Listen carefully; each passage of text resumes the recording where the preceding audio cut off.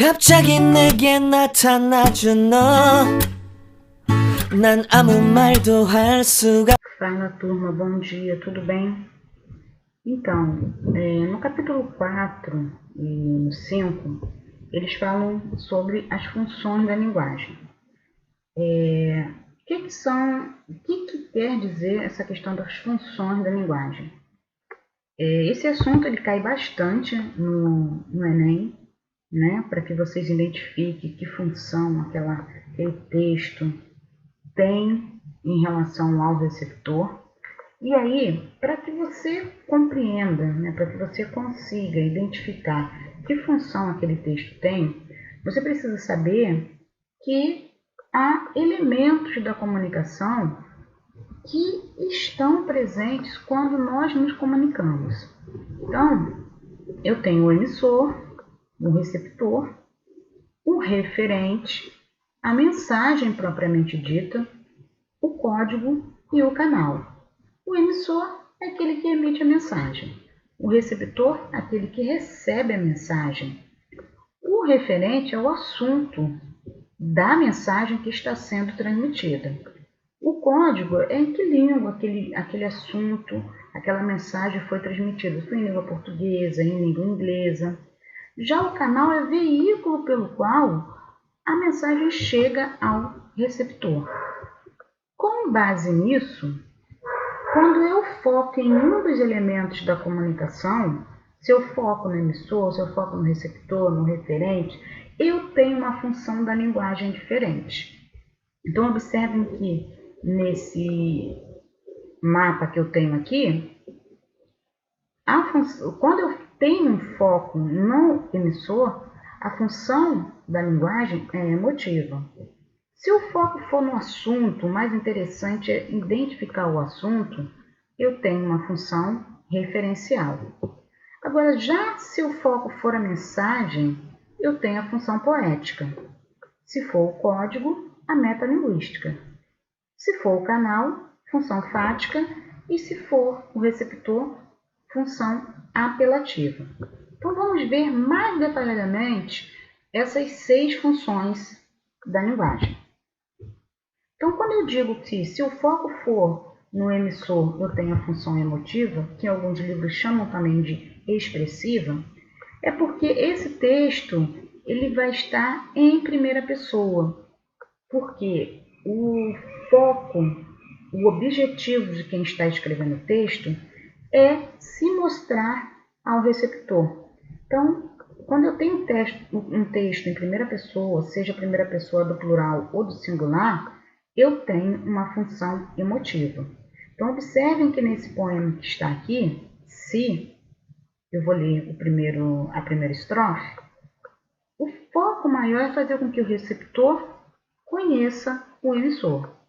Se eu tivesse dedos de fadas, bordaria estrelas no jardim, que fossem macias e estofadas, para que, descalço, você andasse sobre elas como quem pisa em canteiro de cetim. Então, o objetivo aqui é quem está escrevendo esse poema falar dele ou dela, né, para o receptor. Então, se o foco é no emissor, se o texto está predominantemente na primeira pessoa, você percebe ali que ele quer se mostrar para o receptor como uma biografia, por exemplo, uma autobiografia, a função é emotiva ou expressiva. Já no conativo é o contrário, o foco é o receptor. Então é encontrado muito em propagandas, porque essa função, que também é chamada de apelativa, ela tem o objetivo de convencer o receptor a praticar uma determinada ação.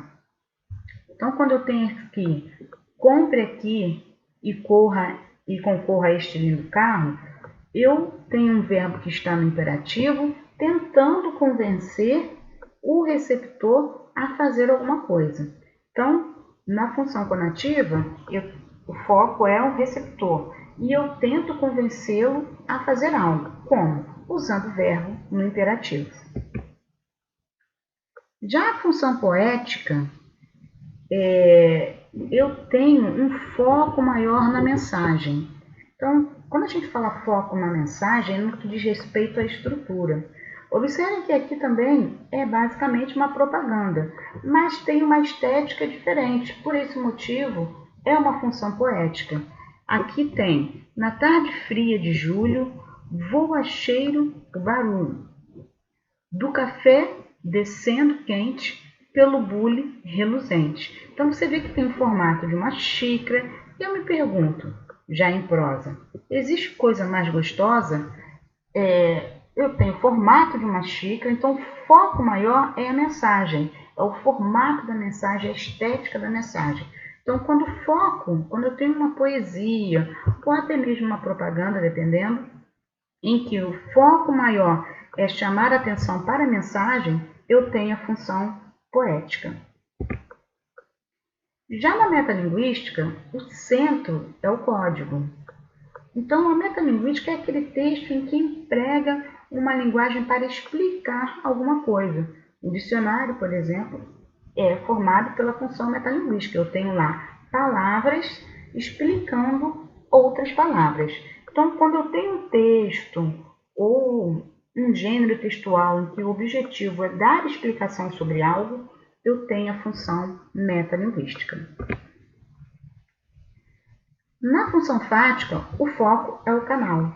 Por isso, eu consigo identificar no texto esse tipo de função pela tentativa de estabelecer uma comunicação entre o emissor e o receptor. Então, perguntas como, não é mesmo? Você está entendendo? Essas perguntas fazem com que eu inicie um processo de comunicação com quem eu estou conversando. Então, se o texto tem essa característica, né, de ter apenas perguntas e respostas, para que haja ali para que o emissor teste o canal de comunicação com o receptor, eu tenho a função fática.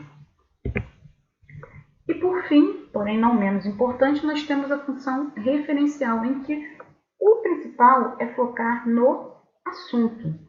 Então, se eu tenho um texto em que meu objetivo é passar uma determinada informação, então esse tipo de função eu encontro em textos científicos, jornalísticos.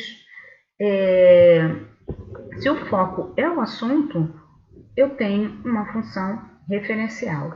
Lembrando que eu posso ter textos com várias funções simultaneamente, e um determinado trecho ser fático, um determinado trecho ser metalinguístico e por aí afora. Tá? Quando a gente fala de textos longos, não se pode afirmar que há apenas uma função. Eu tenho ali várias funções da linguagem. Ok? Então, meus amores, é isso. Termina por aqui a nossa explicação. Um beijo enorme no coração de vocês. Tchau! 갑자기 내게 나타나준 너